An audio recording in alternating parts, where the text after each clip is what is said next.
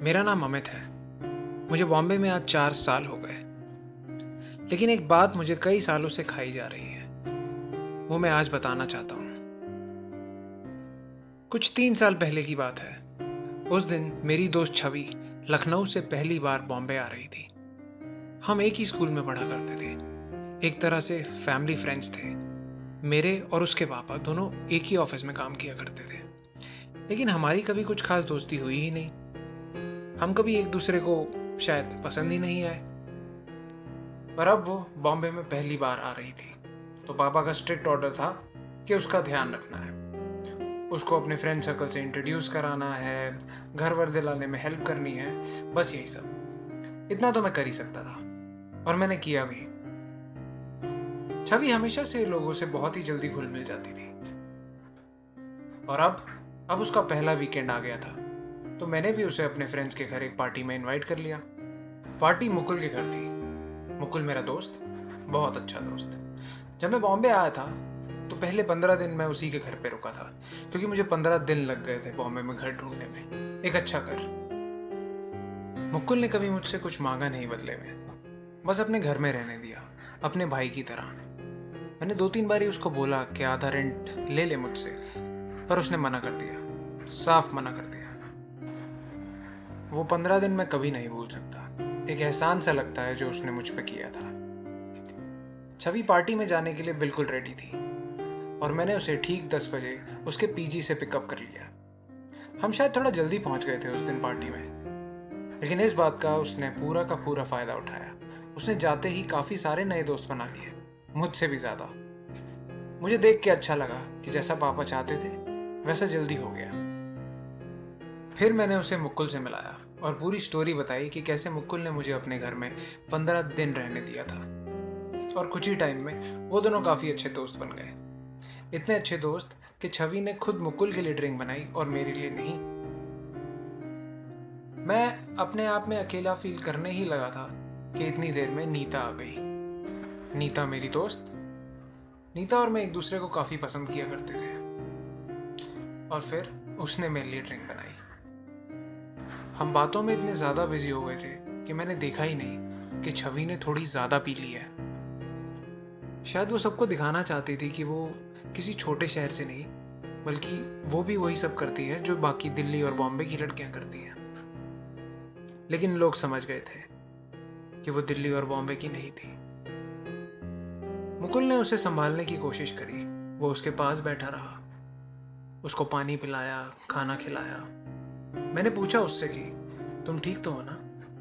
उसने कहा हाँ हाँ, डोंट वरी। फिर मैंने उसे कहा कि अब और मत पीना, लेकिन उसने मेरी तरफ गुस्से से देखा और कहा don't worry, I am fine. Mukul ने मुझे भरोसा दिलाया कि वो ठीक है, और उसने मेरे और नीता के लिए एक एक और ड्रिंक बनाई और हमें दे दी। मैं और नीता वापस बातें करने लगे थे, लेकिन मेरा पूरा ध्यान छवि पे ही था। मुझे सिर्फ ये लग रहा था कि कहीं ये मुझे एम्बैरस ना करते मेरे दोस्तों के सामने।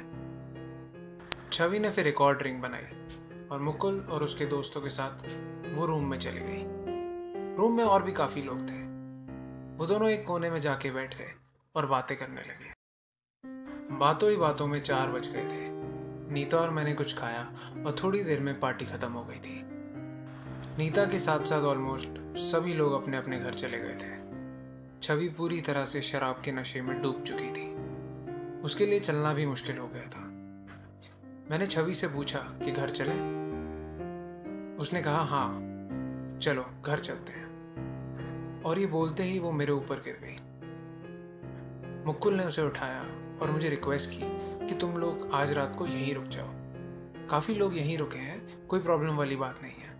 मुकुल के घर में 4 कमरे थे, जिनमें से 3 ऑलरेडी फुल हो चुके थे। सिर्फ एक कमरा बचा था जो कि खुद मुकुल का था। मैंने भी टाइम देखा, 4:30 बज गए थे, और फिर वहीं रुकने का फैसला किया।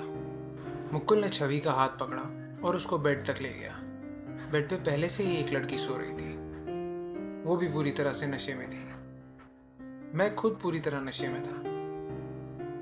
मुकुल ने छवि को बेड पे लेटाया और खुद भी लेट गया। बेड काफी बड़ा था।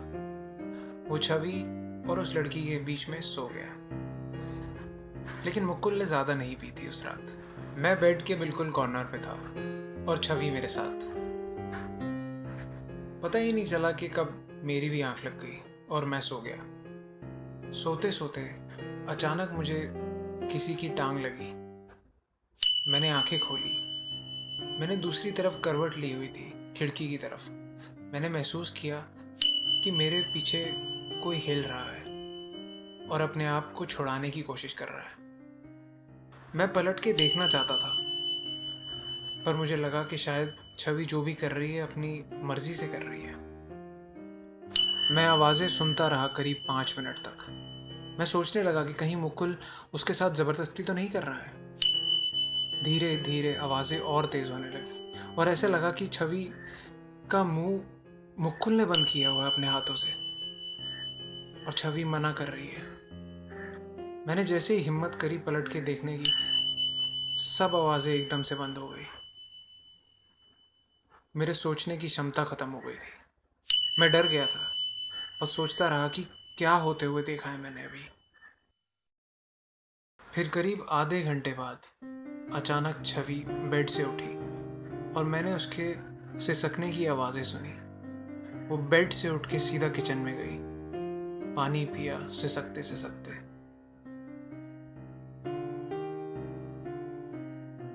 मैं उठा और मैंने बाहर जाके देखा। छवि एक कॉर्नर पे रो रही थी और जैसे ही उसने मुझे देखा, वो उठी और घर से बाहर चली गई। और आज 3 साल हो गए हैं, उसने मुझसे दोबारा कभी बात नहीं की और मेरी भी हिम्मत नहीं हुई उससे ये पूछने की कि उस रात क्या हुआ था। मैं आज भी यही सोचता हूँ कि मैं अगर चाहता तो मुकुल को रोक सकता था, लेकिन मैंने ऐसा किया नहीं। ये गिल्ट मेरे साथ रहेगा जिंदगी भर।